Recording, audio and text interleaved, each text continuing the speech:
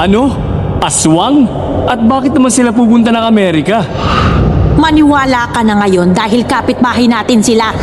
Amoy na amoy ko kayo ng kapatid mo. Alam ko rin na ilang beses mo na akong sinundan sa bakanteng lote.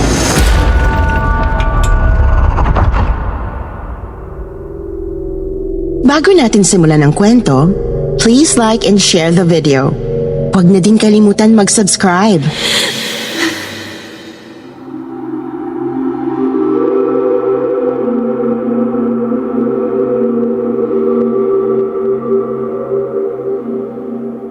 Magandang araw po, Miss Anne. Kung pwede po ay Luis na lang ang itawag ninyo sa akin sakaling mapili ng inyong team sa kwentong takip silim ang kwento ko.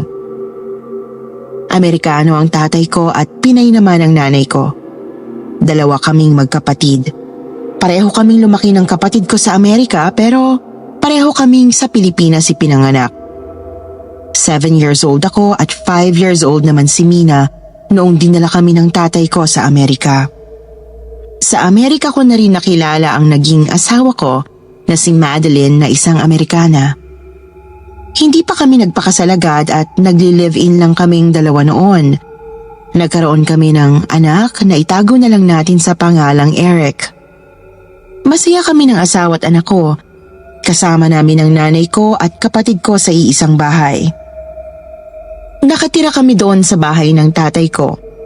Namatay na siya at ang nanay ko na ang may-ari ng bahay. Okay naman ang lahat hanggang sa nagkaroon kami ng kapitbahay na aswang. Tama po, Miss Anne. Nagkaroon po kami ng kapitbahay na aswang. Ito po ang ikukwento ko at sana'y mapili ito ng Team Kwentong Takip Silim. 1990 nangyari ang kwento kong ito, Miss Anne. Panahon na wala pang social media at high-tech na cellphone.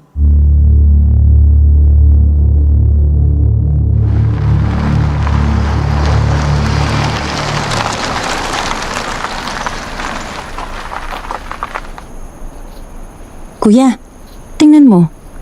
May lilipat na dyan sa harapan ng bahay natin. Hoy, tigilan mo yan. Huwag kang tsismosa ah. Malay mo, Meksikano lang ang mga yan. Mukha nga ang Pinoy.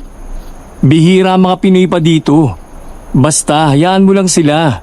Mamaya, kapag nakapag-settle na sila, pupuntahan ko sila at magdadala ko ng arroz caldo. Nagluto si mama eh. I-welcome na lang natin sila na maayos dito sa lugar natin. Mama, tingnan mo oh. May bagong lipat dito sa atin. May titira na dun sa bahay sa harap. Talaga?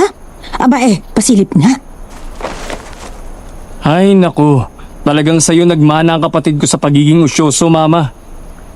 Ay, hindi ko gusto ang dating na mga yan. Magdadala yan ng malas sa pamilya natin. Ay naku, si mama talaga. Ang tagal na natin dito sa Amerika. Parang nasa Pilipinas ka pa rin. Hanggang ngayon ba naman naniniwala ka pa rin sa mga pamahiin at hinahinala? Ay, Luis. Huwag mong kakalimutan. Pilipino ka. Likas sa mga Pilipino ang mapamahiin dahil doon nalalaman natin ang pinagmulan natin. At sa tanda kong ito, hindi pa nagkakamali ang kutob ko. Mag-iingat kayo sa mga bagong lipat na yan. Oo, siya. Sorry na, mama. Basta, dadalan ko sila ng arroz caldo mo mamaya ha. Maging mabait tayo sa kanila para maging mabait din sila sa atin.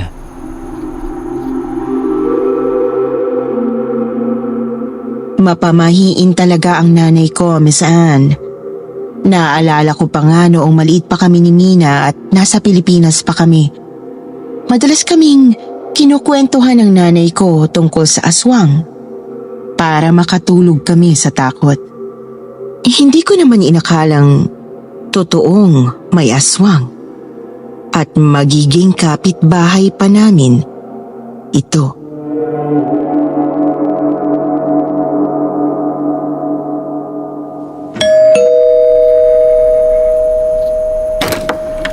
Hi, I'm Luis. I live in front of you. My name is Rodrigo. Sorry, my English is not good. I'm Filipino kasi. Ha? Uy, kabayan! Filipino rin ako. Diyos ko po, salamat na lang. Dinudugo na ako kaka-English eh. Sandali ha. Karen! Bakit, lab? Tignan mo nga naman oh. Ito si Luis, yung kapitbahay natin dyan sa harap. Akalain mo yon Pilipino siya? Ay talaga? Napakaswerte naman natin. Ako nga pala si Karen, asawa ni Rodrigo. Taga Visayas kami. Ako si Luis. Pinanganak kami ng kapatid ko sa Batangas. Pero dito na kami lumaki. Ay, oo nga pala. May dala akong arroz caldo. Luto ng nanay ko. Ay, favorite! Ang tagal ko nang hindi nakakakain yan. Sige, tuloy ka at magkwentuhan muna tayo sa loob. Sabik kami makaharap ng kapwa Pinoy dito sa Amerika eh. Wala namang kakaiba sa loob ng bahay ni na Rodrigo at Karen. Kung titingnan yung mabuti silang dalawa ay mukha silang normal na mag-asawang Filipino. Katunayan, nakakapaglakad sila sa araw. Gaya ng mga normal na tao. Kumakain at nakikisama sila sa ating mga tao pero sa likod ng kanilang itsura ay mga halimaw na kampon ng kadiliman ang mag-asawa. Ang nanay ko ang unang nakapansin sa kakaibang kinikilos ng mag-asawa.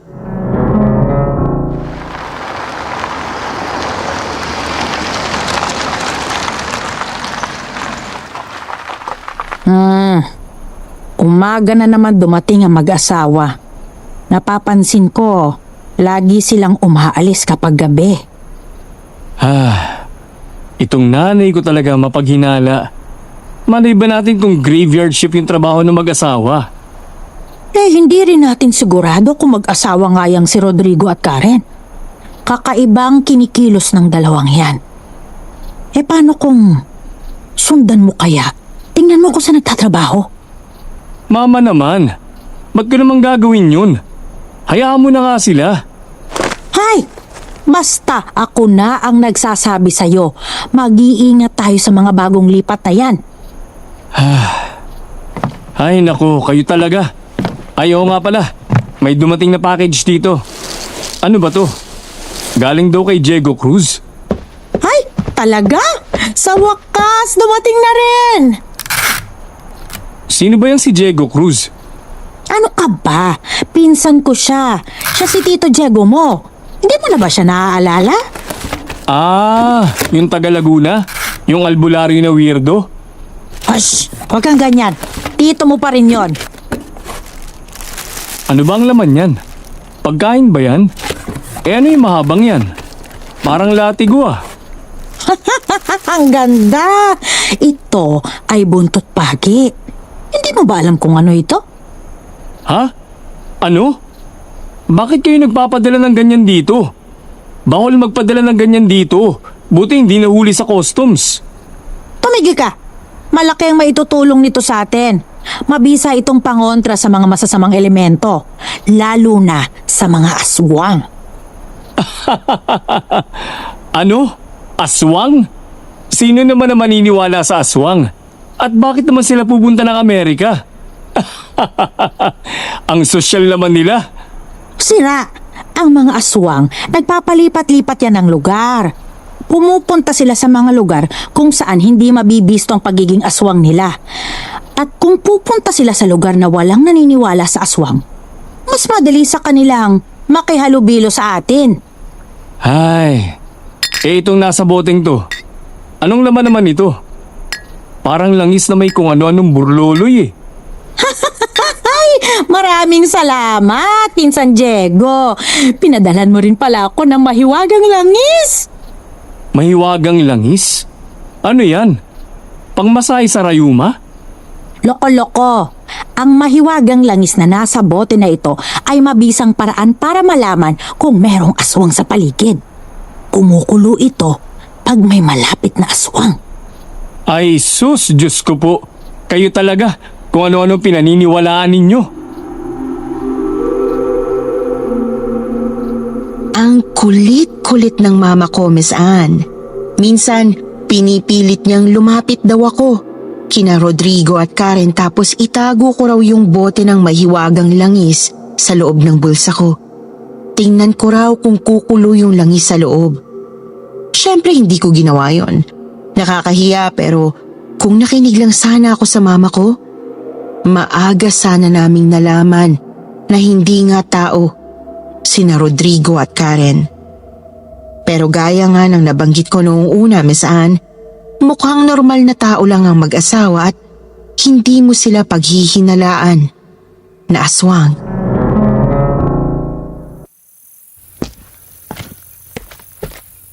Good morning, kabayan. Parang ang dami niyong dala.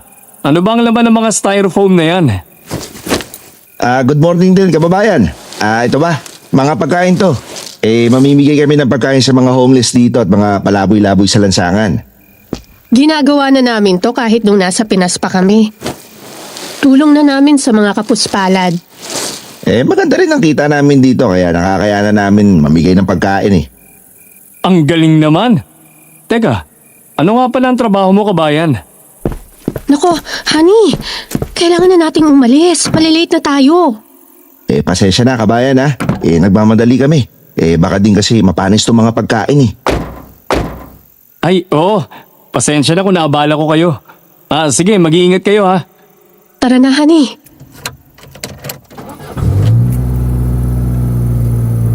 Ay, naku. Ito talagang mama ko. Oh. Pinag-iisipan pa na masama yung mag-asawa eh. Napakabait naman. Matulungin pa sila sa kapwa.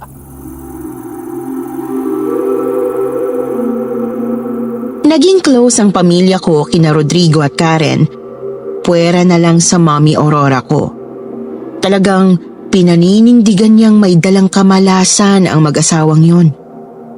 Ang asawa kong si Madeline naman ay nababaitan sa kanila. You know, Rodrigo and Karen are such a nice couple. I'm glad they're our neighbors. Yeah, me too. They're so friendly and helpful. It's just kind of weird that even though that they're really friendly, we don't see any of their friends visiting them. You know, you're right. They have moved here for 6 months already, but I've never seen any visitors. Katakataka nga naman na walang bumibisita sa kanila at parang wala silang kaibigan bukod sa pamilya ko. Pero mas nagdududa ako nung isang gabing nagdadrive ako at nakita ko si Rodrigo sa kanyang kotse na dumaan doon sa isang bakanteng lote sa lugar namin.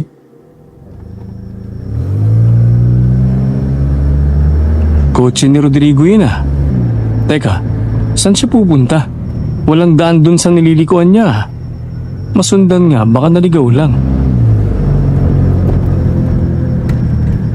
Teka, bakante mga lote lang yung nasa dulo nitong street na yun ah. Anong gagawin niya ron?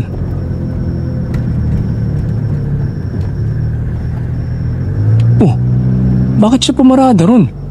At bababa pa yata. Nakita kong bumaba ng kotse niya si Rodrigo at may dala-dala itong 2 malaking garbage bags. Kahina-hinala ang kilos niya dahil palingon-lingon siya habang dala-dala ang garbage bags na para bang sinisiguro nitong walang makakakita sa kanya. Pumunta si Rodrigo sa masukal na parte noong bakanting lote. Hindi ko na nakita kung saan siya sumuot pa pero matapos ang ilang minuto, bumalik siya at wala na yung bitbit niyang 2 garbage bags. Nagtataka lang ako noon, Miss Anne. Alam naming pareho ni Rodrigo na regular na may dumadaan na truck ng basura para kolektahin yung basura namin.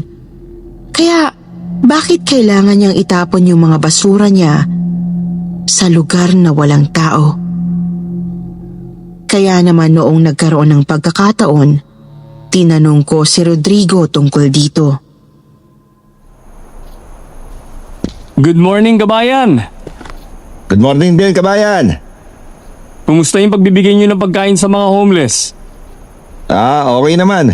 Nakakatuwa kasi madaming walang bahay na palaboy din dito pala sa Amerika, no? Yung mga pinupuntahan namin ni Mrs. madaming homeless na nagugutom. Akalain mo, may mga palaboy at walang tirahan din pala dito sa Amerika. Oo nga eh. Kaya naman kung kaya namin tumulong sa kanila, di gagawin namin. Grabe, saludo ko sa ginagawa ninyo. Salamat pare ah. Oo nga pala pare. Nakita kita nung isang gabi. Nagpunta ka ron sa area na puro bakanting lote. Yung bang hindi pa nade-develop na lugar dito? Ano palang ginagawa mo ron? Ha? Out of way kasi yung papunta ron. Kwan, naligaw lang ako. Hindi ko pa kasi kabisado yung mga lugar tsaka yung daanan dito eh. Ganun ba? Uy, kabayan! Nandyan ka pala! Kumusta kabayan? May kasama ka yata. Siya ba? Si Matt ito, isa sa mga homeless na tinutulungan namin ng asawa ko. Pinapunta namin siya dito para bigyan ng kaunting damit at para makakain na rin. Ganun ba? Iba talaga kayo. Ang babait ninyo.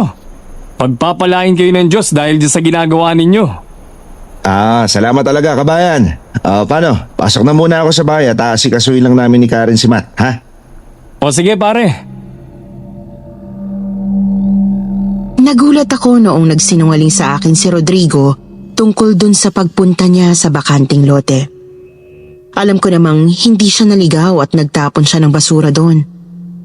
Kaya naman, na-curious ako sa laman ng basurang itinapon niya saan. Maraming kakaibang ginagawa yung mag-asawa. Lalo na yung mga pumupuntang kung sino-sino sa bahay nila. Minsan, napag-usapan namin ng asawa ko yung madalas na pagpunta ng mga palaboy sa bahay ni na Rodrigo at Karen.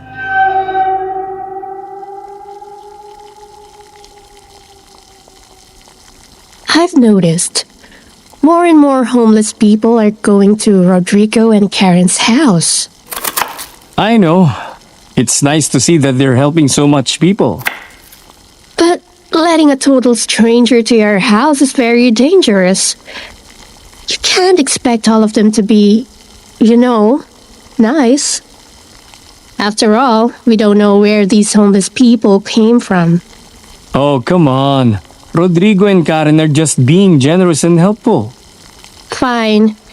But I always see homeless people going inside their house. But I never saw any of them leave. Really? Maybe they leave at night. I don't know. Something feels weird to what they're doing. Napaisip ako sa sinabi ng asawa ko. Madalas na may mga kano at negro na homeless na pumupunta sa bahay ni na Rodrigo at Karen pero parang hindi ko na nakikitang lumabas ang mga ito. Ang masama pa nito, karamihan sa mga homeless na tao ay hindi na basta-basta hinahanap kapag nawawala. Ganon yung kultura dito sa Amerika. Madalas napapabayaan yung mga homeless people dito. Kapag nawawala kasi sila, minsan iniisip lang ng mga tao na baka lumipat na lang sila ng lugar. Kaya walang nagduda sa ginagawa ni na Rodrigo at Karen. Tuloy pa rin ang pag-alis ng mag-asawa sa umaga na dala yung pagkain na pinamimigay nila sa mga palaboy. Isang gabi, may kakaibang nangyari.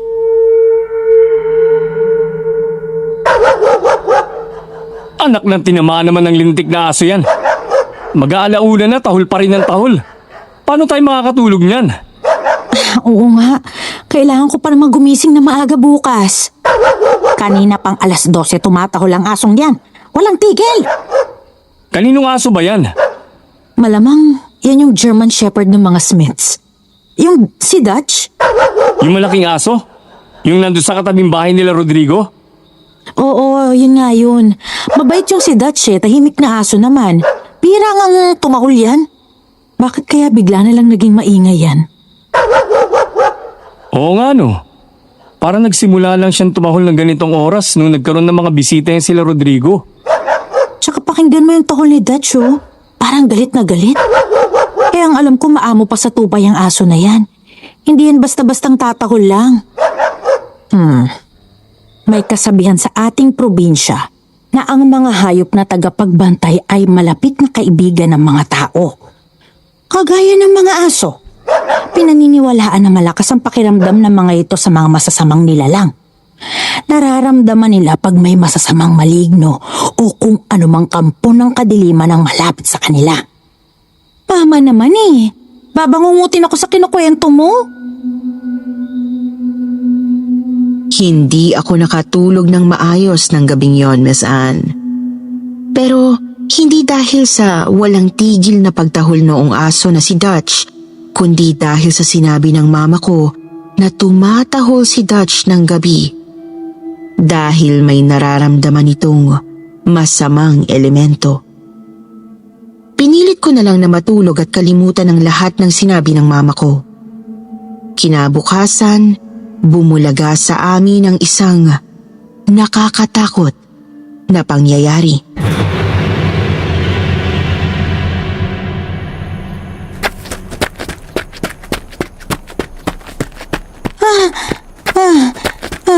Sandali lang kuya, ang bilis mo. Ito naman, konting jogging lang, hinihingal na. Pagod lang ako dahil hindi ako nakatulog na maayos kagabi. Sus, puro ka palusot. Bilisan mo na lang.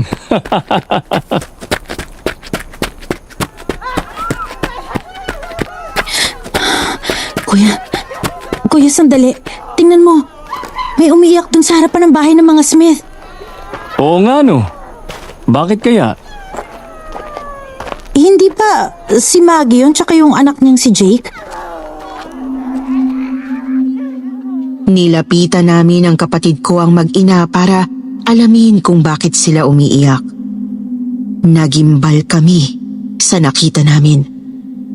Patay na ang asong si Dutch na tumatahol noong gabi lang. Nakahandusay ang katawan ng aso sa harapan ng bahay ng mga Smith. Basang-basa ito sa dugo nito. Wakwak ang dibdib na parang pinunit ng matalim na bagay. Dilat na dilat ang mga mata ng aso at nawawala ang isang tenga nito. Nakabuka ang bunganga ni Dutch, putol at nawawala rin ang dila ng kawawang aso. Hindi naman makapagsalita sa sobrang trauma sina Maggie at ang anak niyang si Jake. Hindi namin alam kung sino o kung ano ang pumatay sa aso ng kapitbahay namin. Para bang nakipaglaban sa kung anong mabangis na hayop si Dutch. Tumatak sa isipan ni Mina yung nakakatakot na itsura ni Dutch. Buong araw siyang hindi makakain at napansin ito ng mama namin noong hapunan. Oh, bakit tayo mong kumain, Mina? Akala ko ba paborito mong kaldereta ko? Hindi makakain yan, Mama. Dahil doon sa nakita namin kanina. Patay na si Dutch. What? How? We just saw the dog dead while we were jogging in the morning. Maggie and Jake were devastated. Parang nilapa ng kung anong hayop si Dutch. Nakakaawa naman yung sinapit ng aso. Nilapa? Dutch's body was heavily mutilated by someone or something. What?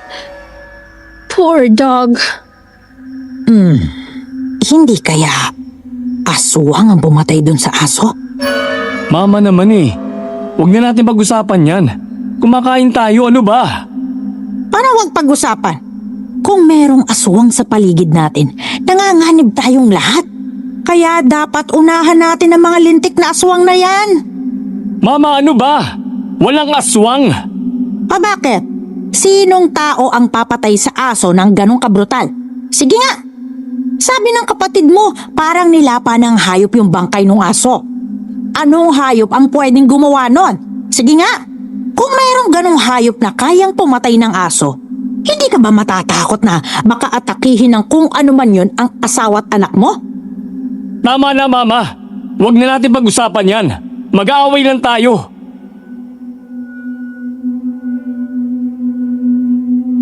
Bukod sa mapamahiin ng nanay ko ay may pagka-paranoid din ito.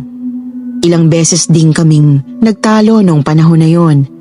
Kung tutuusin nga, Miss Anne, ang mama ko ang unang kinutuban ng masama kina Rodrigo at Karen.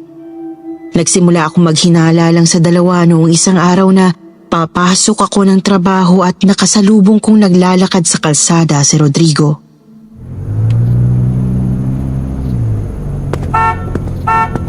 Hoy kabayan! Saan ang punta mo? Ba't naglalakad ka yata ngayon?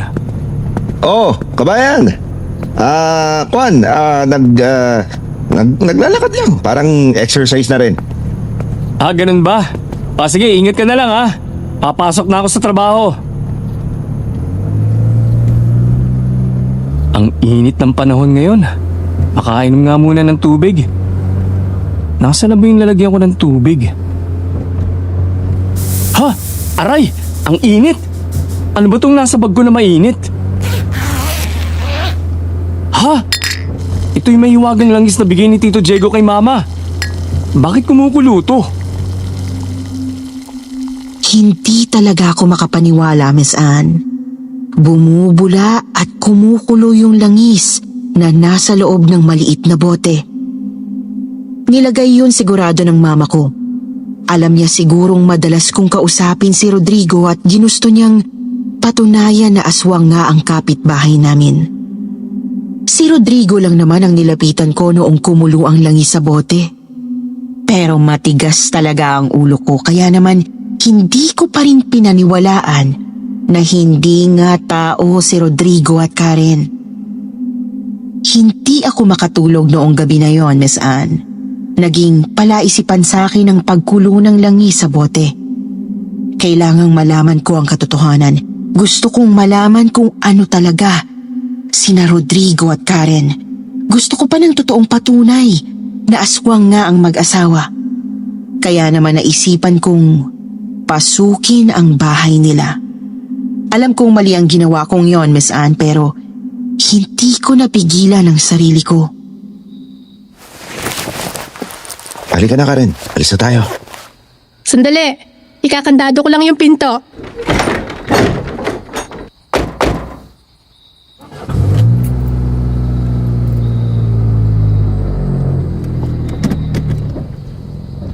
Tara na. Nakaalis na yung mag-asawa. Dala mo ba yung flashlight? Para tayong tanga nito eh. Paano kung may makakita sa atin na pinapasok natin yung bahay ng mag-asawa? Baka makulong tayo nito. Ito naman. Di ba gusto mo rin malaman kung aswang nga ang dalawa? Eh kung may mag-report sa atin sa pulis? Wala. Walang makakakita sa atin. Tsaka mabilis lang tayo. Tara na. Hindi kagaya ng mga bahay sa Pilipinas yung mga bahay dito sa Amerika. Walang bakod at gate kaya madaling malapitan ang bahay. Nakalapit kami agad sa pintuan ng bahay ni na Rodrigo at Karen. Siyempre, nakalak ang pintuan sa harapan kaya sa likurang pinto namin sinubukang pumasok ng kapatid ko. Nanginginig ang tuhod ko at tagaktak ang pawis ko sa nerbiyos habang sinusubukang sungkitin ng alambre yung pintuan sa likod ng bahay ni na Rodrigo. Ano ba kuya? Bilis mong buksan yan. Huwag ka nga maingay. Hindi ako makapag-concentrate. Bukas na. Halika na. Buksan mo na yung flashlight.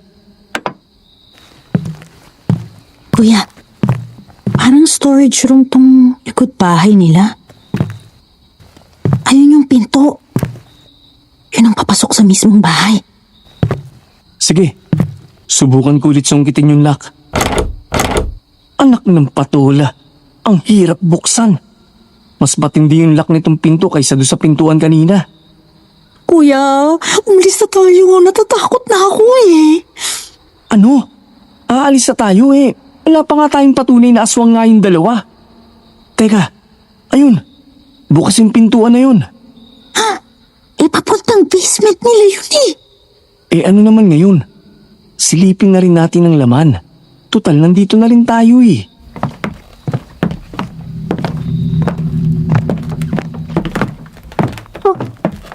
Ano ba yan?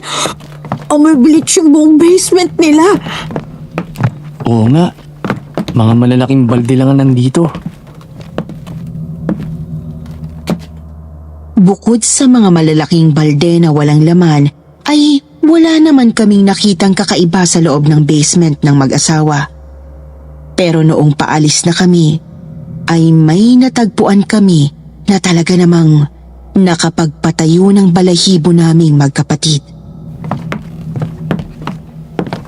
Halika na, kuya. Baka bumalik sina Karen at Rodrigo. Baka mahuli tayo dito sa basement nila. Sige na nga. Wala naman tayong nakitang ebidensya rito. Tingnan mo to, kuya. Ha? Saan mo nakita yan?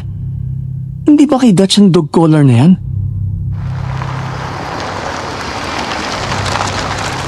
Kuya, narinig mo ba yun? May dumating na kotse. Baka sila na yan. Tara na. Bilis, dali. Tumakas na tayo. Sa awa naman ng Diyos, hindi sasakyan ni na Rodrigo yung dumating na narinig namin. Pero minabuti na rin namin ang kapatid ko na umuwi na sa bahay. Nilako ulit yung pintuan sa likuran ng bahay ng mag-asawa. Saka kami palihim na lumayo ni Mina. Tinangay ko yung nakita namin na dog collar ni Dutch. Naputol ang dog collar at may bahid ito ng dugo.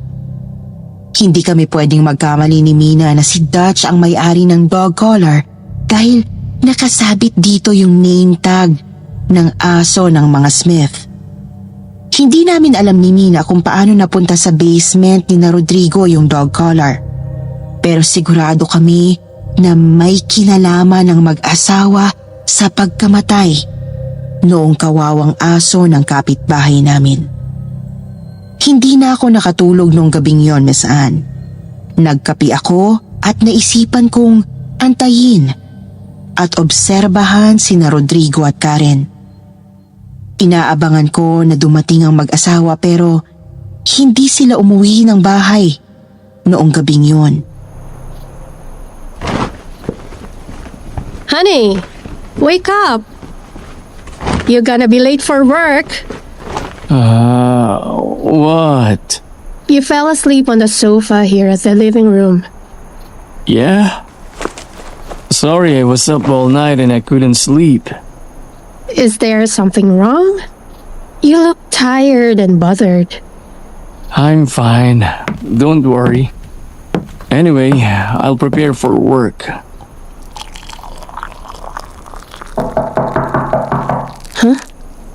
Who could that be?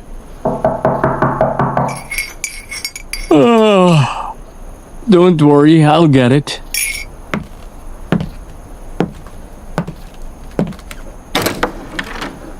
Magandang umaga, kabayan. Magandang umaga rin, kabayan. Anong may paglilingkod ko sa'yo? Ganito kasi, Luis. May nakita kasi kami sa loob ng bahay namin. Napansin namin ni Karen na parang may gustong pumasok sa bahay at parang doon dumaan sa backdoor namin. Wala ba kayong napansin kayo na hinala kagabi? Wala naman. Ganun ba? Kayo, maayos naman kayo dito.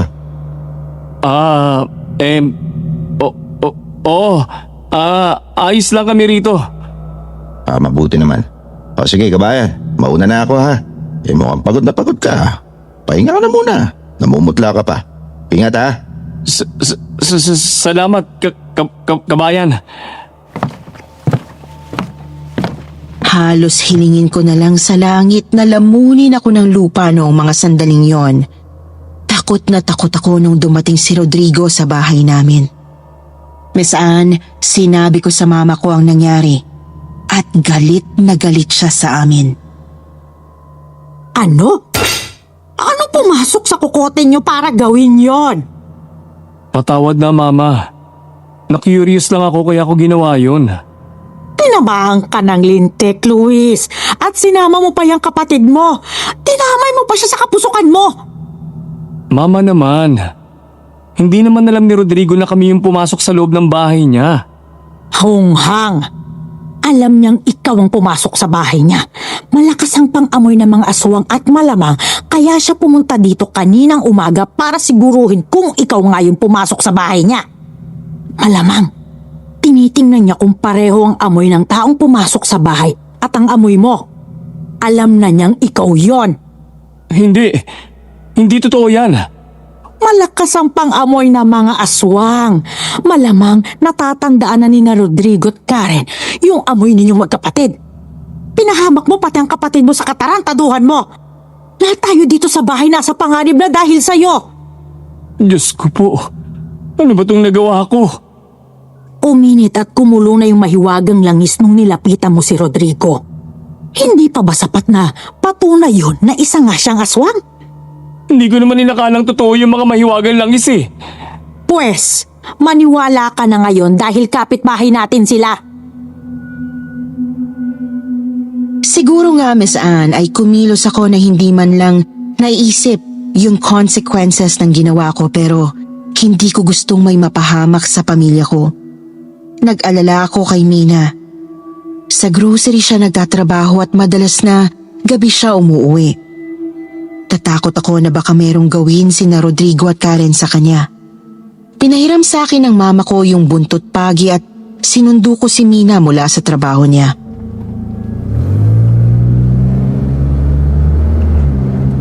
Kuya naman eh. Pati ako nadamay pa. Ano nang gagawin natin? Ay, pasensya ka na at nadamay ka pa sa katangahan ko. Pero huwag kang mag-alala. Dala ko yung buntot pagi na padala ni Tito Diego. May panlaban tayo sa kanila kapag may ginawa sila sa atin. Kuya, hindi ba sasakyan ni Rodrigo yon? Oo nga no. Sigurado ako, pupunta na naman yan doon sa bakanteng lote at may itatapon. Teka kuya, anong gagawin mo? Susundan natin siya. Ano? Nababaliw ka na ba? Basta manalig ka na lang sa akin at sa buntot pagi ko. Hindi ko alam kung saan nanggaling yung tapang ko noong gabing yon, Miss Anne. Pero sinundan nga namin ni Mina ang kotse ni Rodrigo. Bumalik ito doon sa bakanting lote kung saan ko ito unang nakita at nagtapon ng kung anumang laman ng garbage bags. Dito na lang muna tayo. Hindi tayo masyadong lalapit sa kanya. Kuya, natatakot ako. Gabi na, paano kung maging aswang siya tsaka atakihin tayo? Basta tumahimik ka na lang muna. Tingnan mo, bubuksan na niya ang compartment ng kotse. Tiyak may dala na naman siyang garbage bag na kung ano ang laman. Shh! Ano ba? Huwag kang sumigaw. Hindi ko masisisi ang kapatid ko noong sumigaw siya dahil kitang-kita namin na merong nalaglag na putol na kamay ng tao mula sa compartment ni Rodrigo. Mabilis na pinulot ni Rodrigo ang kamay at binalik sa compartment. Maputla na ang kamay na parang matagal na itong naputol. Si Rodrigo naman ay kinuha ang 2 garbage bags sa compartment at saka ito pumunta sa bakanting lote. Pinatay ko ang lahat ng ilaw ng kotse dahil baka matanaw kami ni Rodrigo. Matapos ang ilang minuto, bumalik na si Rodrigo sa kotse at wala na ang garbage bags na bitbit niya kanina. Sumakay ito ng kotse at umalis na. Kuya, putol na kamay ng tao yung nasa compartment niya. Aswang nga yung mag-asawa. Oo, kitang-kita ko yung putol na kamay. Mabuti na lang hindi niya tayo nakita. Ano nang gagawin natin, kuya? Kuya, anong gagawin mo? Saan ka pupunta? Titingnan ko kung ano yung tinapon niya doon sa bakanting lote. Ano? Nasisiraan ka na ba ng ulo? Bakit mo gagawin yan? Halika na. Sumama ka sa akin. Hindi kita iiwan mag-isa dito. Ayoko nga. Dito lang ako sa kotse. Dala ko yung buntot pagi. Ligtas ka kapag sumama ka sa akin. Sabi nga ayoko dito lang ako sa kotse. Sige ka. Bahala ka kapag binalikan ka ni Rodrigo. nakarating kami sa dulo ng bakanteng lote at nagulat kami nang makita namin na may apoy na nagliliyab. Nakita namin ni Mina na ang mga garbage bag na dala ni Rodrigo ay nilalamon ng apoy. Kuya, yan yung mga garbage bag na dala ni Rodrigo. Oo, at parang puro damit ang laman nito. Hindi kaya yan yung mga damit ng mga palaboy at homeless na pumupunta ng bahay nila. Oo nga. May mga palaboy silang pumupunta ng bahay, pero wala akong nakikitang umaalis. Hindi kaya kinakain ng mag-asawa yung mga palaboy na iniimbita nila.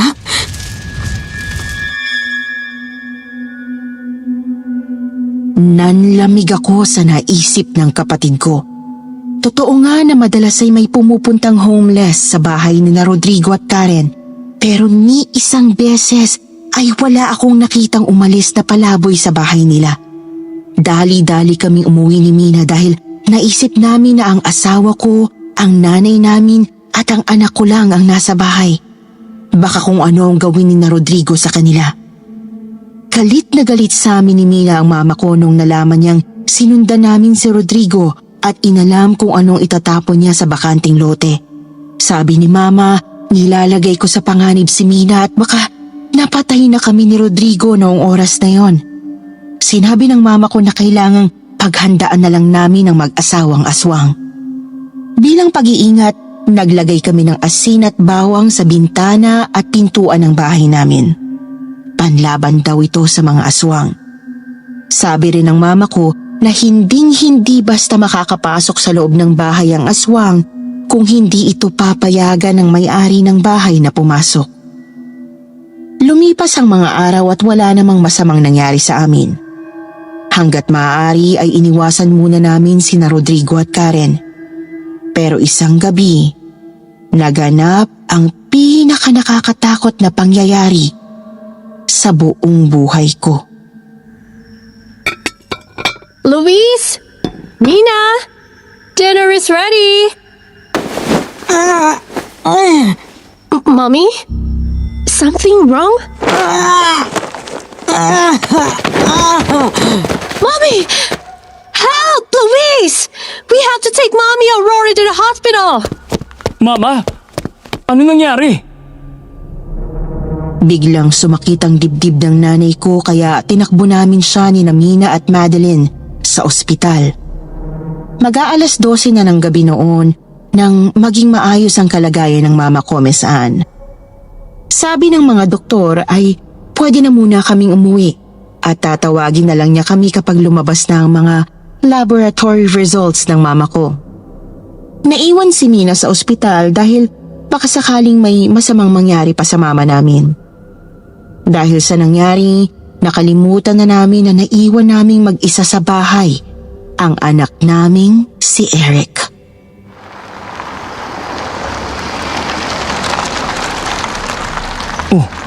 Bakit bukas pa ang mga ilaw sa loob? That's strange. I know Eric was asleep when we left.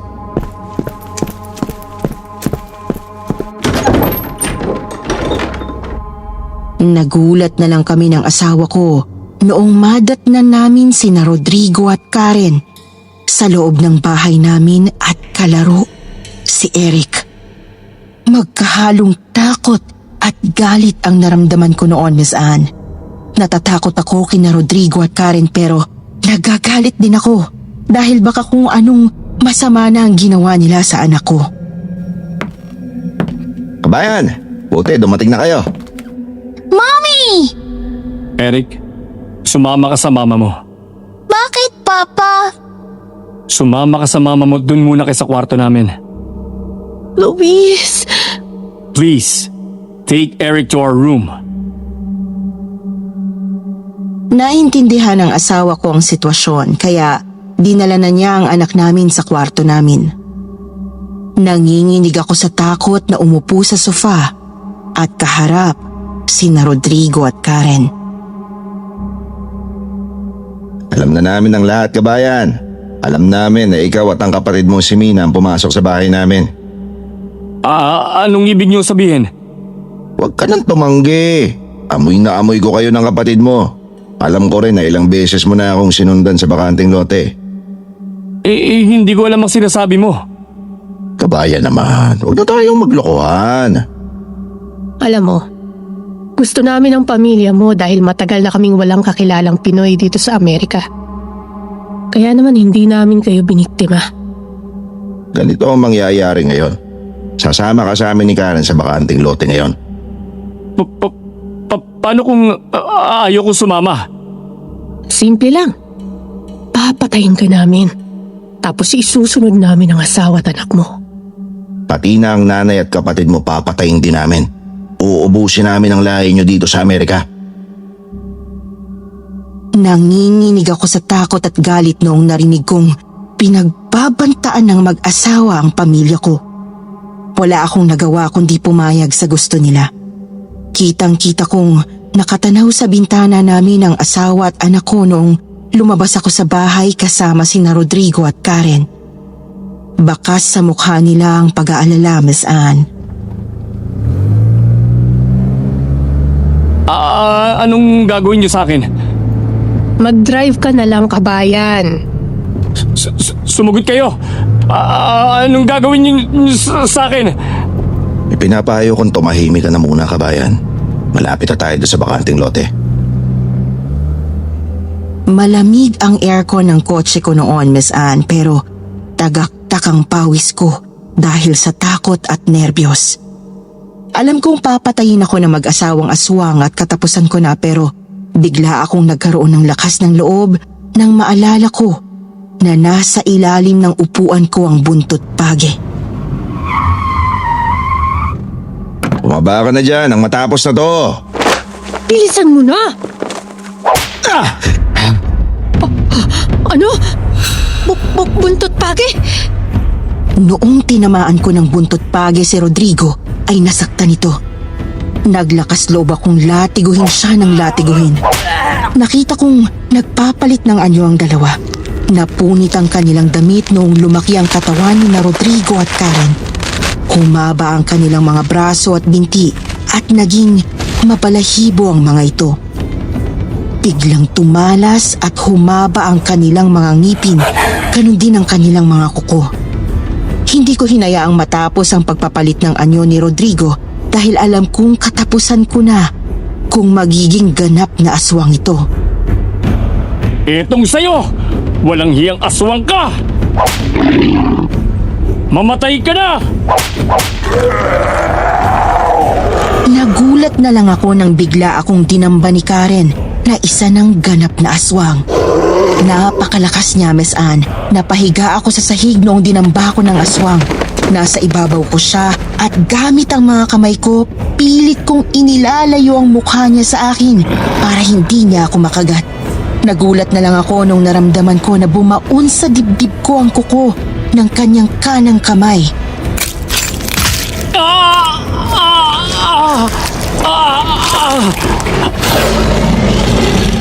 Dumudugo na ang dibdib ko at alam kong mamamatay ako kapag hindi ako nakawala mula sa pagkakadagan sa akin noong aswang.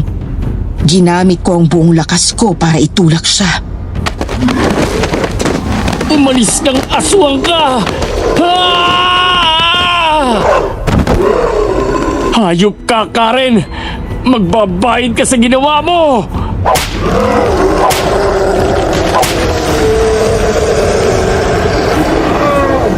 Tinamaan ko ang kaliwang pisngi at mata ni Karen noong hinagupit ko ito ng buntot page. Alam kong nasaktan ito dahil napaatras siya. Lumingon ito kay Rodrigo na hindi nakapagpalit ng anyo ng tuluyan. Nakita niyang nakahandusay na sa sahig ang kanyang asawang aswang. Sa dami ng paglatigo ko kay Rodrigo ay sugat-sugat ito at duguan. Nakitaan ko ng pagkakataon ng pangyayari. Nilatigo ko ulit ng buntot pagi si Karen. Napasigaw ang babaeng aswang. Kitang-kita kong gumuhit ang sugat at latay na gawa ng buntot pagi. Si Rodrigo naman ay naghihingalo na dahil sa sugat at kawalan ng dugo. Maya-maya pa'y bumulagta na ito at namatay. Lalapitan sana ito ni Karen pero Ikaw naman ang isusunod ko! nang tamaan kong muli ng buntot pagi si Karen, ay bigla na lang itong nagtatakbo palayo. Hahabulin ko pa sana ito pero masakit na ang sugat ko sa dibdib. Iniisip ko rin na agad na bumalik sa bahay namin dahil baka dun pumunta ang aswang. Madeline. Eric. Luis! Oh my God, Luis! You're back! I was so worried. I'm okay now. Are you and Eric okay? Yes, we're okay.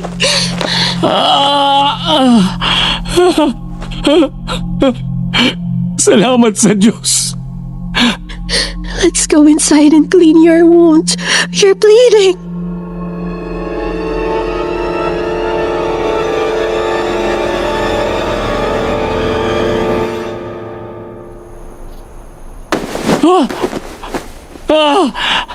Umaga na. Ano nangyari? Kuya, mabuti nagising ka na. Ha? Ano nangyari? Ginamot ni Madeline yung sugat mo kagabi. Kinuwento niya lahat. Akala namin mamamatay ka na. Ilang oras ako nakatulog? Mahigit 15 hours kang tulog. Akala namin hindi ka na magigising, kuya. Si Karen, ano nangyari sa aswang na yun? Hindi na namin siya nakita. Parang walang tao sa bahay nila mula nung nagpunta sila dito sa bahay natin. Tsaka nung umalis ka kasama nila. Ano bang nangyari sa inyo? Bakit may sugat ka? Ikinuwento ko kay Mina ang lahat noong nangyari. Hindi na rin bumalik si Karen sa bahay nila. Pakiramdam ko, tumakas na ito matapos kong mapatay si Rodrigo. Ilang araw pa lumabas na sa ospital ang mama ko at ikinuwento ko sa kanya ang buong pangyayari. Pinagalitan niya ako dahil nanlaban ako sa 2 aswang pero nagpapasalamat siya dahil buhay ako.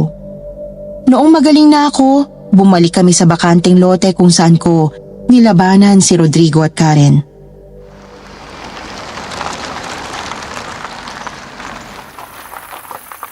Kuya, bakit pa tayo bumalik pa dito? Baka nandito pa yung mag-asawang aswang. Ano ka ba? Kailangan ko malaman kung namatay nga si Rodrigo.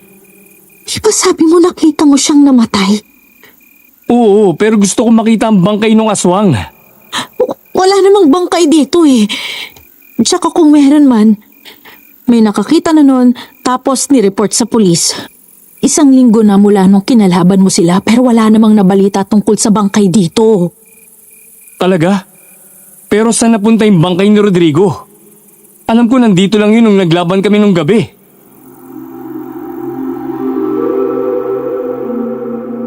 Ang sabi ng mama ko ay baka naging abo na ang bangkay ni Rodrigo noong tinamaan ito ng sikat ng araw. Pero dapat pa rin daw kaming mag-ingat dahil nakatakas pa ang isang aswang, si Karen. Lumipas ang ilang buwan at hindi na nga bumalik si Karen. Wala nang nakatira sa kanilang bahay. Noong nakaipon kami ni Madeline at Mina, ibinenta na namin ang bahay namin at lumipat sa ibang syudad sa Amerika. Nag-iingat na rin kami, kaya lumayo na kami sa lugar na yon. Madeline, Eric, let's go. The moving truck has finished loading our things. Come on. I'll miss this place. I know, but we're moving to another house to be safe. Mabuti na ang nag-iingat. Makabalikan tayo nung aswang. Kung pwede nga na umuwi na lang tayo ng Pilipinas, edi doon na lang tayo tumira. Mama naman, di ba mas maraming aswang sa Pilipinas? Ay, tama na nga yung usap-usap sa mga aswang. Ayoko na maaalala pa sila. Wala na rin namang masamang nangyari sa pamilya ko, Miss Anne. Hindi na rin naman namin nakita si Karen. Napakalaki ng Amerika para magkita pa kami. Pero kahit ganun pa man, nakahanda pa rin ako. Nang hingi pa ako ng buntot page sa Tito Diego ko at sinasabi ko yon sa likuran ng pintuan ng nilipatan naming bahay para hindi makapasok ang anumang aswang. Sa ngayon po ay nakatira na kami sa California at mapayapa naman ang buhay namin dito, Miss Anne. Dahil doon sa nangyari sa akin ay nahilig na ako sa kababalaghan at doon ko nga na-discover ang kwentong takip silim sa YouTube.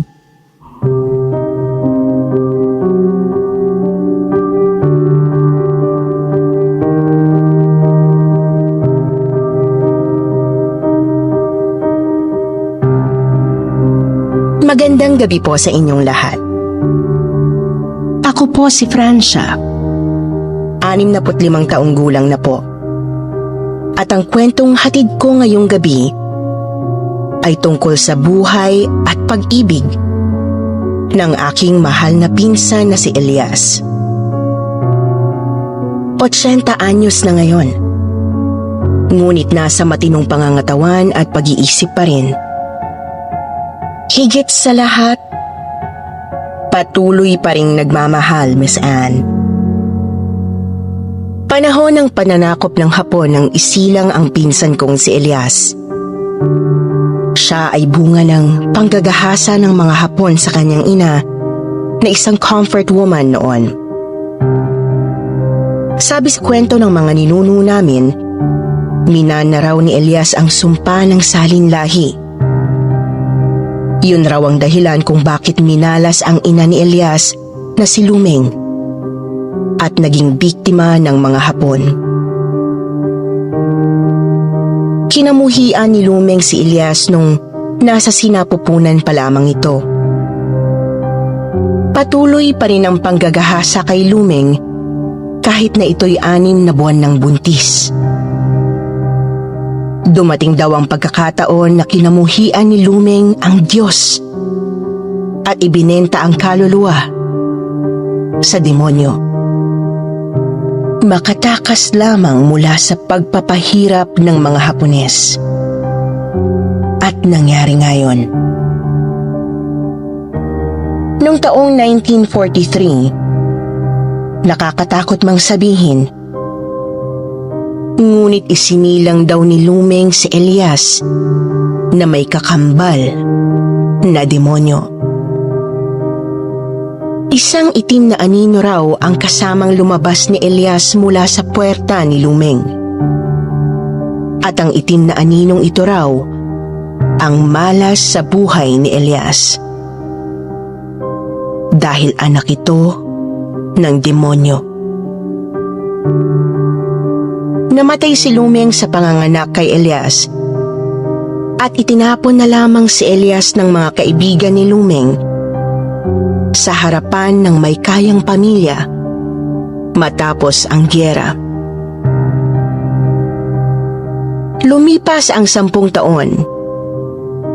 Taong 1953 na noon, 10 taong gulang na si Elias at mukhang binatilyo na nang makilala niya sa tabing dagat ang kaisa-isahang babaeng minahal niya buong buhay.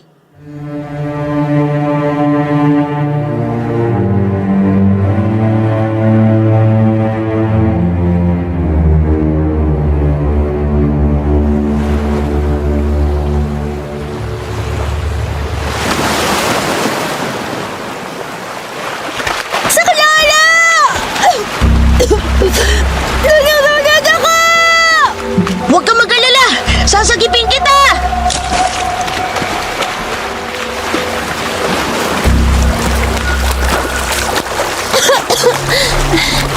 Hoy ka! Salamat sa pagsagip mo sa akin. Anong pangalan mo? Ako si Elias. Ako si Arita.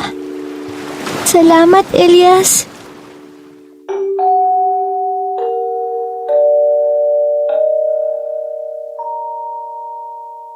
Kinuha na agad ng mga pinsan niya si Arita at inilayo kay Elias.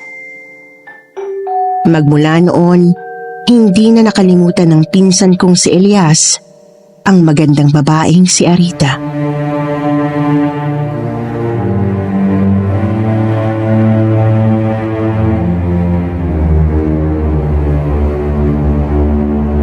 Taon ang lumipas bago nagbukas muli ang tadhana para sa kanilang dalawa. Taong 1961 nang magkabungguan sila sa UST. Mag-e-enroll noon si Elias sa BS Biology. BS Psychology naman ang course na kukunin ni Arita. Kapwa sila 18 years old na noon.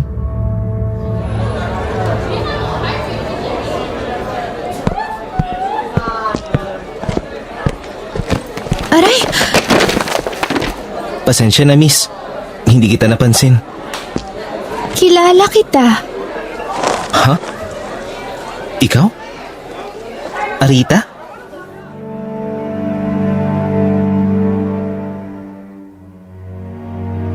Matapos mag-enroll, kumain at nag-usap sa karinderya ng mga estudyante sa Dapitan Street, sina Arita at Elias. At doon na nagsimula ang araw-araw nilang kwentuhan, biruan at usapan nang magsimula ang klase. Isang araw,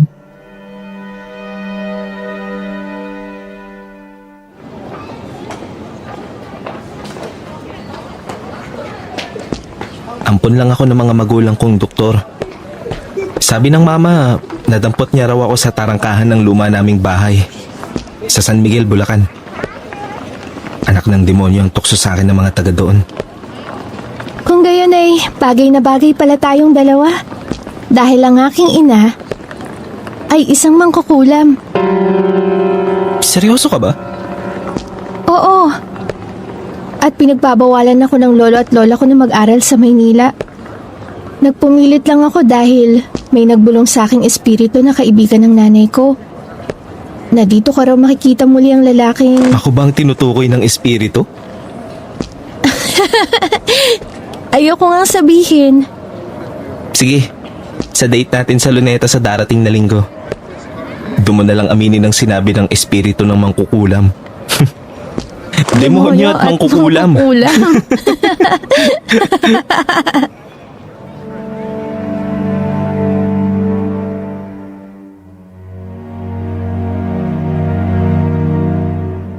tuluyan nang na-in-love sa isa't isa sina Arita at Elias. Pero nang dumating ang araw ng date nila, dahil ayaw ng mama ni Elias kay Arita dahil may ina itong mangkukulam, hindi na lang dumating sa date nila si Elias. Taong 1963, hindi na nakita ni Elias si Arita sa UST. 20 years old na sila nito. Pagkatapos niyang iwasan, namimiss niya ngayon ang magandang binibining anak ng mangkukulam. Hindi alam ng pinsan kong si Elias, si Arita pala ay dinala ng kamag-anak niya sa Capiz at doon na pinatira. Dala rin ng kahirapan, pinatigil na itong mag-aral, Miss Anne.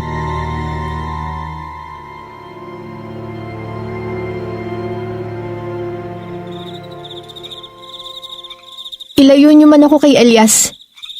Alam ko, hahanapin niya pa rin ako.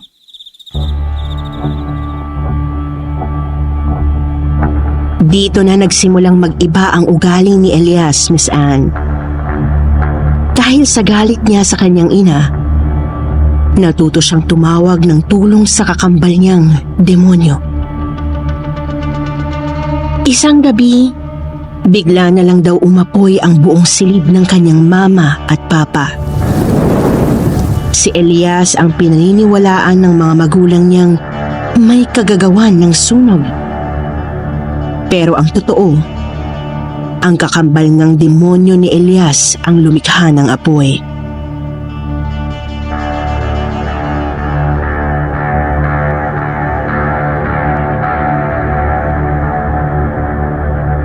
Gumawa ka ng paraan, kambal, para muli kami magkita ni Arita.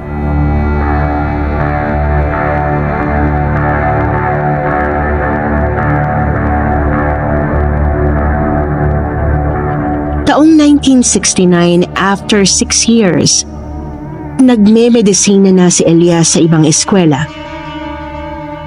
26 years old na siya noon nang sumali sa isang medical mission si Elias sa Visayas at Mindanao. At tulad ng inutos ni Elias sa kambal niyang itim na anino, nakita niya muli si Arita. Nagkatinginan sila. Tumakbo si Arita papalayo pero hinabol siya at naabutan ni Elias.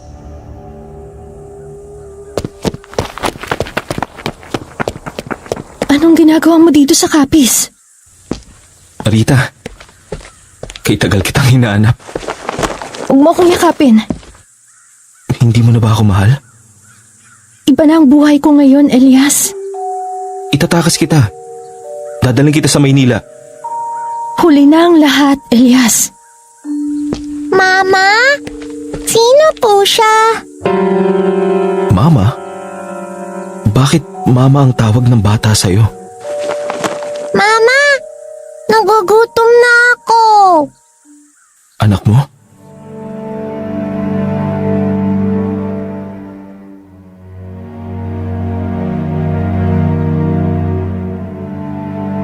Umalis si Arita dala ang 3 taong gulang na batang babae na si Cherina.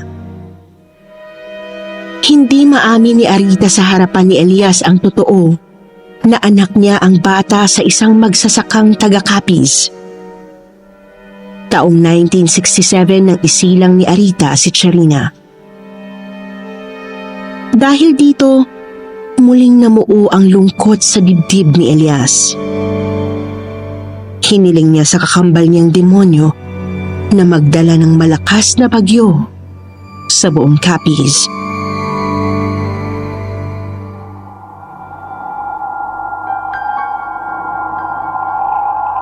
Kung magdurusa ang damdamin ko, mas mabuti nang magdusa tayong lahat. Nagkatotoo nga. At isa sa mga nasawi sa bagyo na yun, ang ama ni Cherina. Namatay sa bagyo ang kawawang magsasaka. Demonyo! Kunin mo ang kaluluwa nila! Katunog na ni Elias ang kanyang tunay na inang si Luming sa paglalabas ng galit. May kasamang sumpa ang mga hinagpis ni Elias. Mana sa inang binenta ang kaluluwa sa demonyo. Nakakatakot, Miss Anne, pero yun po ang kwento ng pinsan ko. Dahil may anak na si Arita, pinilit na lamang kalimutan ni Elias ang babaeng anak ng mangkukulam. Nakipagrelasyon si Elias sa ibang babae. Kay Fatima. Nagkaanak sila agad noong taong 1968. Lalaki ang naging anak nila na pinangalanan ni Elias na Francis. Mabilis na lumipas ang 10 taon. Taong 1980 na, nang muling magkita sina Arita at Elias. Doktor na si Elias at si Arita, isang waitress sa may ermita.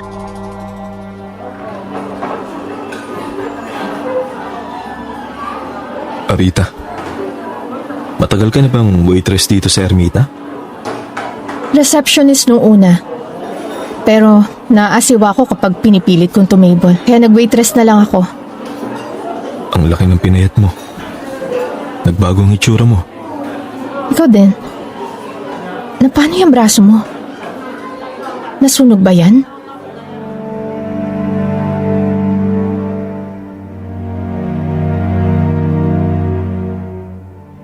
Lingid sa kaalaman pa noon ni Elias na sa tuwing tinatawag niya ang kakambal niyang demonyo at nag-uutos dito ng hindi mabuti, tumutubo ang maitim na tila balat na hugis mapa sa iba't ibang parte ng katawan niya. Ilang taon pa ang lumipas bago niya nalaman ito.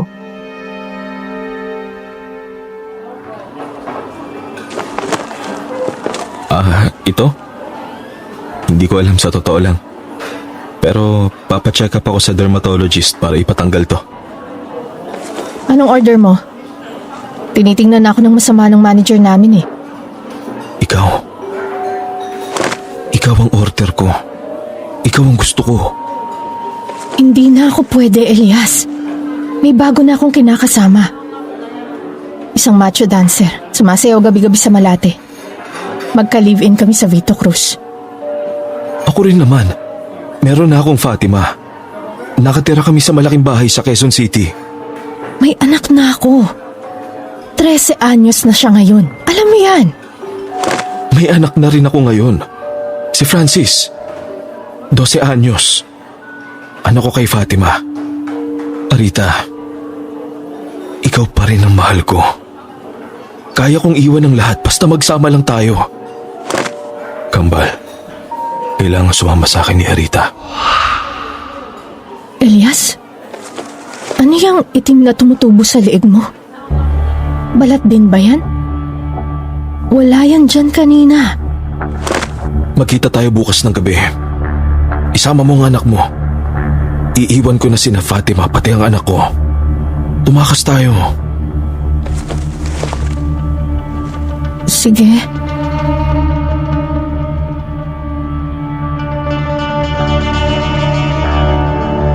Hiniwalayan ni Elias si Fatima para kay Arita. Pero nang dumating ang gabi ng pagkikita nila, hindi sumulpot si Arita. Nagalit si Elias at naglasing buong gabi. Pagkatapos ay pumunta sa harapan ng simbahan sa Malate.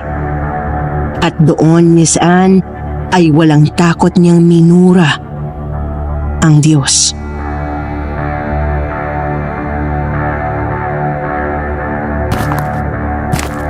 Mula pagkabata, pinabayaan mo na ako. Bakit? Di ba ako mabuting tao? Kasalanan ko ba kung buga ako ng pagre-rape ng mga Hapones?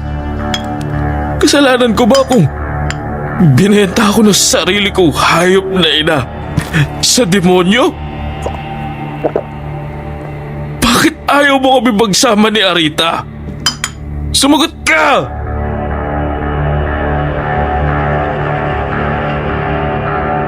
Isang malaking itim na balat na may buhok ang bigla raw tumubo sa buong kanang pisngi ni Elias. Lasing siya noon pero naramdaman niya ang parusa sa ginawa niyang paglaban sa Diyos.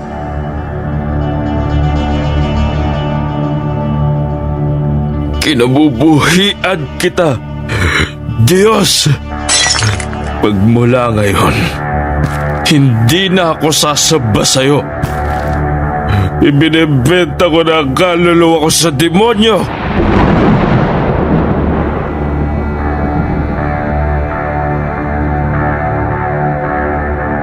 Nagsimulang uminom, manigarilyo at mag-overdose sa anxiety pills si Elias magmula noon.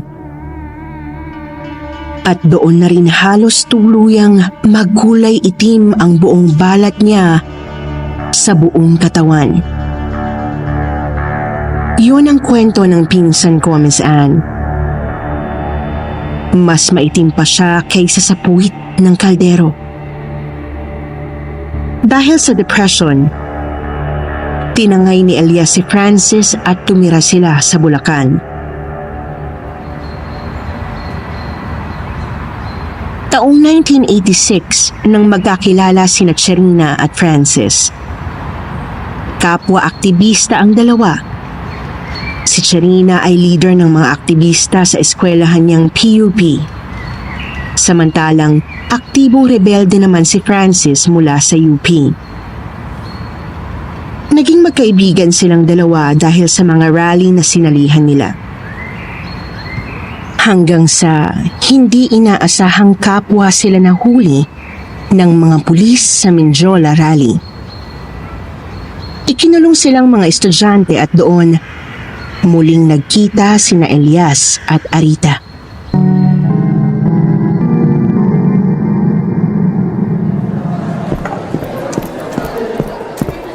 Francis, ano na namang rally tong sinalihan mo? Okay ka lang ba dyan sa loob ng piitan? Cherina, anak. Sinaktan ka ba nila? Hindi, Ma. Pinagtatanggol ako lagi ni Francis. Arita? Elias? Bakit ganyan ang itsura mo? Ano nangyari sa kulay mo? Hindi kita nakilala, sobrang itim mo. Maitim ka pa sa almagre. Bakit nagpatsi-patsi ang balat mo? Dahil sa'yo. Siya ba daddy si Arita? Ang babaeng mas mahal mo kaysa sa nanay ko? Francis, stop! Pag-usapan natin to pag nailabas na nila tayo dito.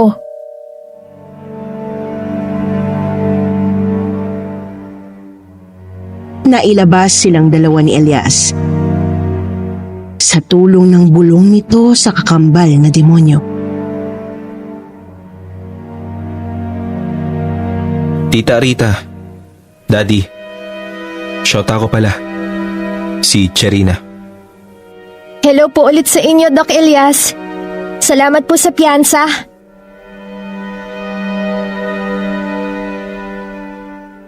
Pero sadyang matigas ang ulo ng dalawang anak. February 1986. Sumali sa People Power sa EDSA sina Cherina na 19 years old na noon at ang 18 anyos na si Francis. Dahil sa kaguluhan at tulakan sa EDSA, nasugatan si Cherina. Isinugod siya ni Francis sa ospital kung saan resident doctor si Elias.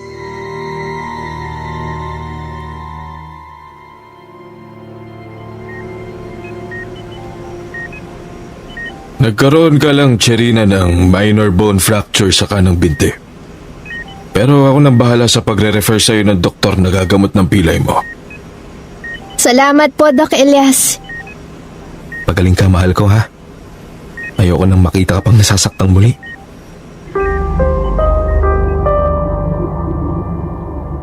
Hinila ni Arita si Elias sa bandang pintuan at doon ay nag-usap sila. Nagmamahala ng mga anak natin. Alam ko, samantalang tayo. Totoo nga siguro ang sabi ng aking ina. Nasa bulong daw ng kaibigan niyang espiritu. Na hindi na raw ako makatatagpo ng tunay na pagmamahal. Sumpa raw yon sa lahi naming mga mangkukulam. Hindi ako naniniwala. Hindi ka makatagpo ng pagmamahal na totoo dahil iniiwasan mo ko. Siguro nga dapat tanggapin ko na lang ang katotohanan. Elias, huwag ka namang malungkot ulit ng ganyan. Alam mo bang lalo kang nangingitim? Francis, itigil mo na yung pagiging aktivista mo. Sasama ka sa akin sa USA. Kung ka na mag-aaral. Po, ilalayo niyo po si Francis sa akin?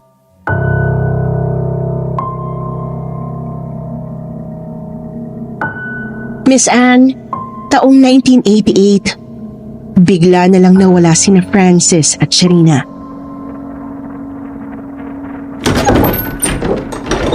Nasaan ang anak ko? Bakit sa akin mo hinahanap yung anak mo? Dahil alam kong kagagawan ng anak mong babae kung bakit nawala si Francis. Yung anak mong si Francis ang pinagsisiksikan ng sarili niya kay Cherina. Mali ka, Arita. Kayo ang may lahing mangkukulam. Siguro, ginayuman ng anak mo ang anak ko, no? Anong sabi mong demonyo ka? Sino demonyo?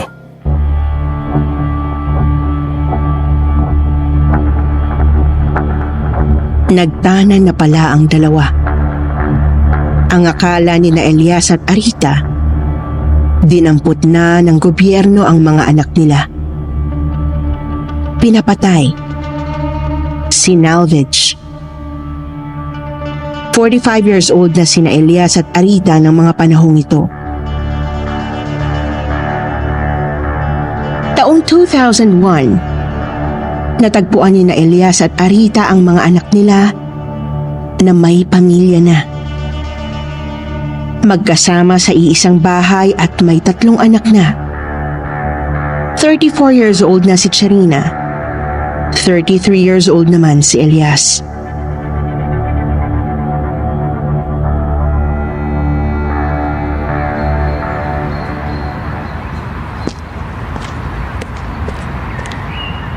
Daddy, paano niyo kami nahanap ni Cherina? 3 na ang anak namin, Ma. Mga anak, maano kayo kay lola at lola nyo? Ang sarap pala sa pakiramdam ng may ganitong buong pamilya. Tama ka, Rita. Lalo na kung magiging tayo na talaga. Bakit nga ba hindi, Dad? Ano bang pumipigil sa inyo para maging mag-asawa? Hindi naman kayo kasal ng mama ko. So, what are you waiting for?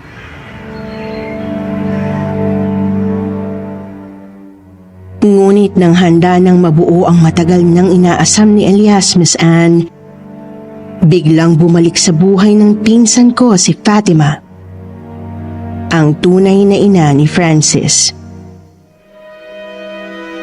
Taong 2005 noon, nakipagbalikan si Fatima kay Elias nung ready na si Arita na pakasalan si Elias. Nakita ni Arita na naghahalikan ng dalawa sa labas ng ospital.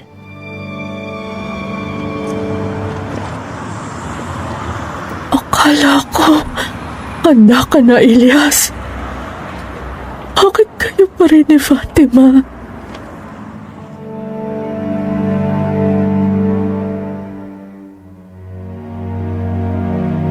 Luhaang umalis si Arita. Ang hindi alam ni Arita, bumalik si Fatima kasi may taning na ang buhay nito. Meron siyang cancer of the uterus. Dala ng awa, inalagaan si Fatima ni Elias ng 1 taon hanggang sa namatay.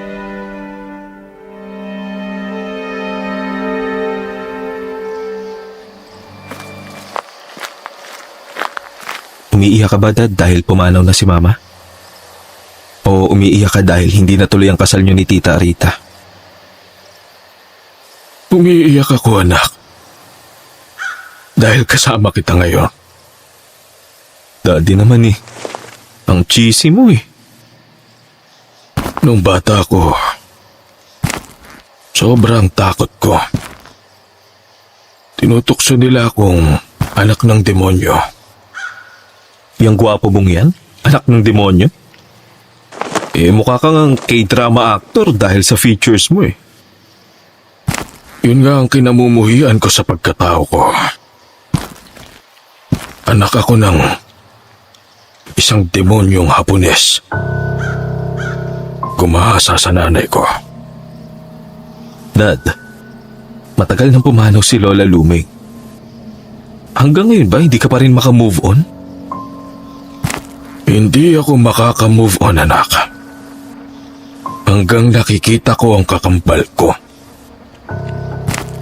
May kakambal ka? Isang itim na anino. Isang demonyo. Kwentong barbero ba to, Dad? Natatakot ako, anak.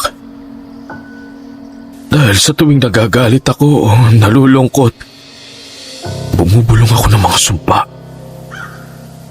Minsan, isinisigaw ko ang galit na laman ng dibdib ko. Minumura ko ang Diyos. Dad, why do you do that?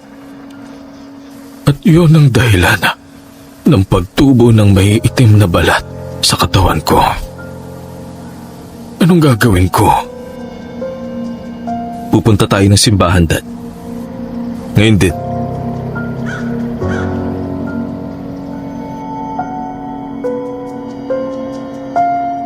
At sa tulong daw ng pang-e-eksorsismo ng isang matandang pari, ay naitaboy ngang tuluyan ang demonyong kakambal ni Elias.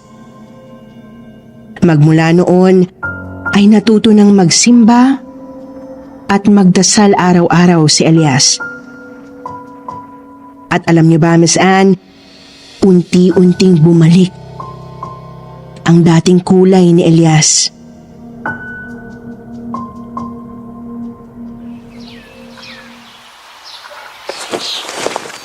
Francis, tingnan mo.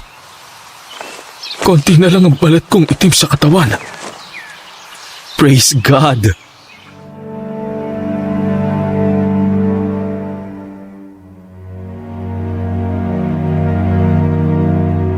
Taong 2008, 65 years old na si Elias nang mag-retire siya sa pagdodoktor.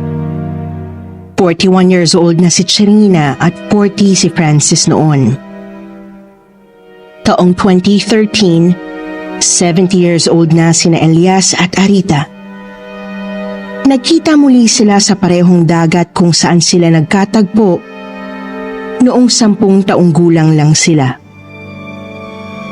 Pinapanood nila ang magandang tanawin nang magkatinginan silang dalawa.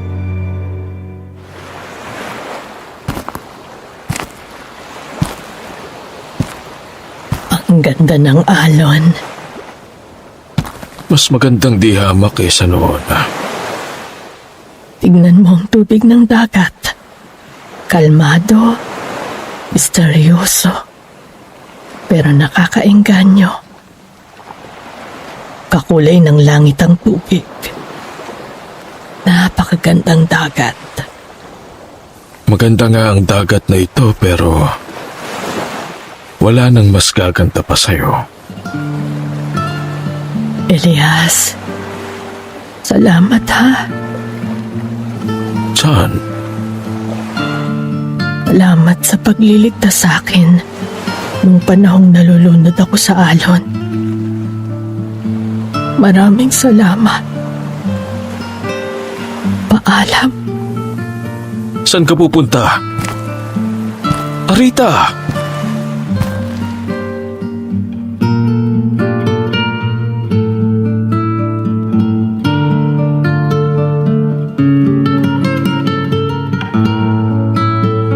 At magmula raw noon, ay hindi na nakita pang muli ni Elias si Arita.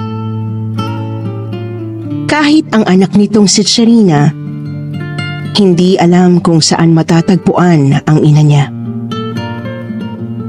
Sa ngayon, ay simpleng mamamayan na lamang ang pinsan kong si Elias.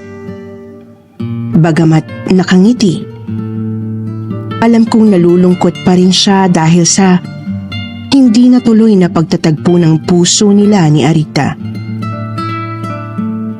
Hihingi po sana ako ng payo, Miss Anne.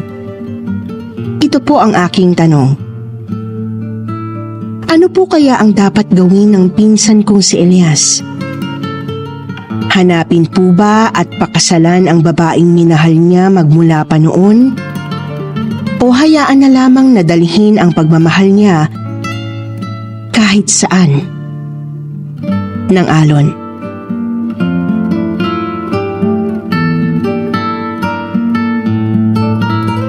Salamat po, Miss Francia, sa pagbabahagi sa amin ng kwentong pag-ibig ng inyong pinsang si Elias.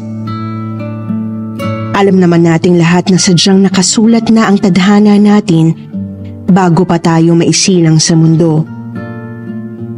Lahat tayo ay dumaranas ng lungkot, takot at saya.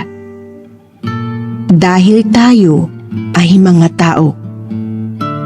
Tao na nilikha ng Panginoon upang magmahal. Kung talagang mahal niya si Aling Arita, ay gagawa siya ng paraan at aksyon para maikasal silang dalawa. Dahil tandaan po natin, totoo ang kasabihan na when two people are meant for each other, no time is too long, no distance is too far, no one can ever tear them apart. Magandang gabi po at maraming salamat. Muli, ito po si Miss Anne.